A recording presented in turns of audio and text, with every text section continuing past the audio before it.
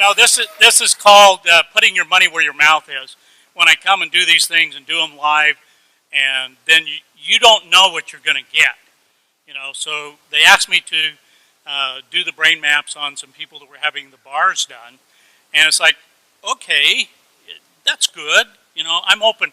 I'm always pushing the envelope. I'm on the front of the curve that's on the front of the curve.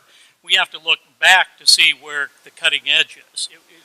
All I can tell you is when I saw the results, my jaw dropped. I was so astounded. And you got to remember, I've been doing this for 16 years. I have seen brains of every kind and all different kinds of conditions. This is the very first time that I've ever seen a brain do what we are about to show you. I mean, I was blown away. It takes a lot to blow me away. This blew me away. So why don't you tell them? Okay, so we didn't mention yesterday that one of the things we do is called bars, and it's 32 points on the head that are designed basically to delete file on your computer bank so that you can create a change in any way you want. So everything, you know, the bars are a soft touch. You put on particular points of the head. These release the thoughts, feelings, emotions, considerations, and attitudes you've stored in any lifetime. And the end result is, you know, worst case scenario, your whole life changes. Best case scenario, you feel like you had a great massage.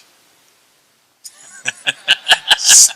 We have several different databases, ways that we can look at this information, and that adds a level of credibility and reliability. And so I'm going to show you all the different ways that we measure this. So we take an EEG, we put the cap on their head, and we measured all 19 electrodes. We did eyes closed, brain on task. Then they did the bars, and then we did it again, right immediately after. Put the cap back on their head, measured eyes closed, brain on task. And I'm going to show you what happened. This is a normal brain map. And so this one is before. This was, and you can see the red area that's lit up. That's the area that we identify as PZ.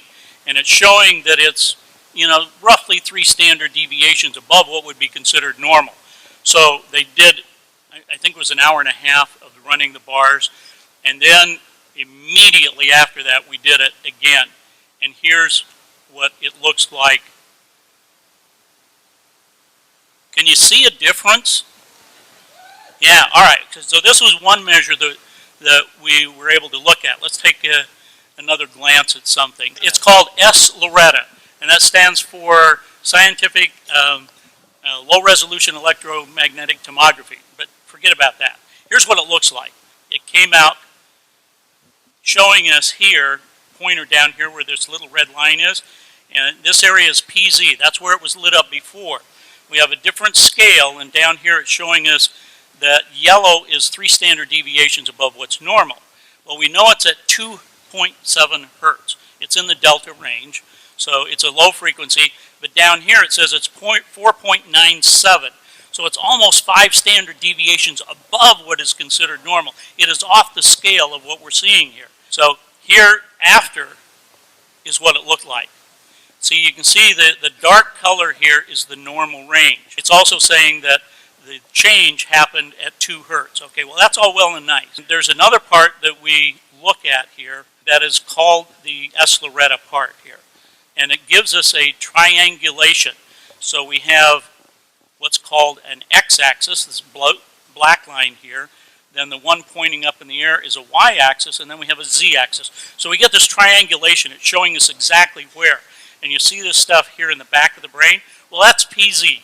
That's where you just saw, you know, it all lit up. So here's the after. It's gone. It's gone. This doesn't happen in my world of measuring brains. Not in a matter of a few minutes. Now, being the scientist I am, that's not good enough for me. That's great, but I want to see it in action. You want to see it in action? Yeah. For real? All right. So here's the brain, the area PZ that we're looking at there. And you can see the red coming in and out, that sort of thing. This is the playback of the EEG. So we've taken her eyes closed EEG, and we're now playing it back. So I went through and pulled out the pieces that I wanted to show, and they said, okay, make this little movie for me and show it. Now let's look at the after as well. Okay, so here's the after. All right, so that's the after. Let's go to the before. You see it? There's the before. We see all the red there. Then afterwards, we see this. All right. Is blue good? Now, being the scientist that I am, What does the red mean, Jeff? the red means it's 4 standard deviations above what's considered normal. It's just very, very active. Okay, it means activity. Okay, got it. Right. Thank you. So we could get into what kind of activity. It's just very, very active, and it's dealing with focus, concentration, and attention. Okay? So this means the brain's doing this. Okay, that's a scientific term. Okay. Thank you. I like that All right. one. I like that term. All right, so being the scientist I am, that's not good enough for me. I want to see the whole picture, okay? You can see the little heads up here, and this one right here in delta. We're going to watch that as it plays through the sequence of events here. Additional things that are down here that we're looking at are coherence. Coherence is how the brain processes information. Okay, thank you. So there is a hypocoherence and a hypercoherence. The blue here indicates that we have a hypocoherence. So what we're seeing happen is the brain is just doing its normal thing. So the phase and the coherence is what allows that higher level of consciousness.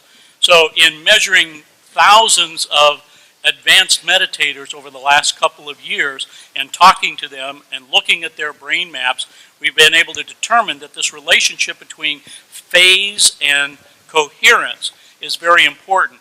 We've also done some things with heart math where we've had people wear this heart device for 24 hours and we would map them during the brain when they were doing meditations. And they would be meditating for 2 hours at a time in a room like this. So we would have 450 people, and we're measuring some of these people and looking at the relationship. And when people had these profound experiences, when they were able to have kundalini energy, and we map these things, we have validation of them, that the phase and the coherence become very important, and we would see an alignment of the phase and the coherence in what I just showed you, and the heart coherence. So when there is complete heart coherence and brain coherence, then people start to have these magical experiences and start to have energy lining up. And this is about, so when you talk about aligning the energy in the chakras and coalescing that energy, this is what we've been looking at. And so what I'm seeing in this bars situation is not only a complete physical alignment, but I'm talking about the alignment with the universe, because there's a part of the brain called the thalamus that regulates all of these frequencies. And the thalamus, at the top of the thalamus, is a thing called the thalamic gate. Now, at the thalamic gate, there are a set of what we call reticular cells.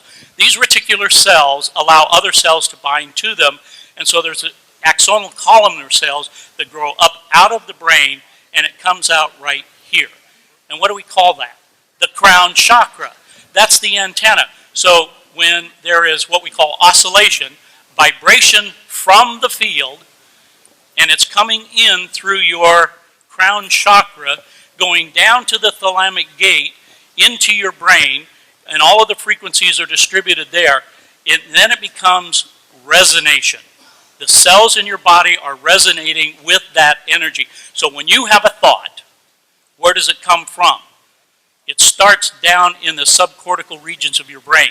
It goes up through the thalamic gate, comes out here, and interacts with the field. Okay, you still with me? Remember yesterday I was talking about 17 seconds? If you hold that energy and you're putting that energy out for 68 seconds, that is wave energy that's coming out, right? Once you hold that amount of time, the visualization that you just heard and that you just did, that kind of visualization, if you hold that for 68 seconds, it now has enough mass energy in the brain to affect particle energy. Okay? That's where the transition comes in. So the longer you hold these thoughts, the longer you work with them, whether it's visualization, mind movies, whatever your technique is, the power of that is absolutely astronomical. Now, to be able to coalesce that energy and to bring it together in what I just showed you is absolutely possible. And I believe we only have, the one person that we processed so far. But as a scientist, I can tell you with what I've seen over the last 2 years and the thousands of people that I've worked with, this is absolutely amazing. And I'm sure that each and every one of you have the ability to harness this energy, to start working with that within yourselves, because it's not the magic of the science. The science just helps you let you know what is happening and how it's happening to you as an individual.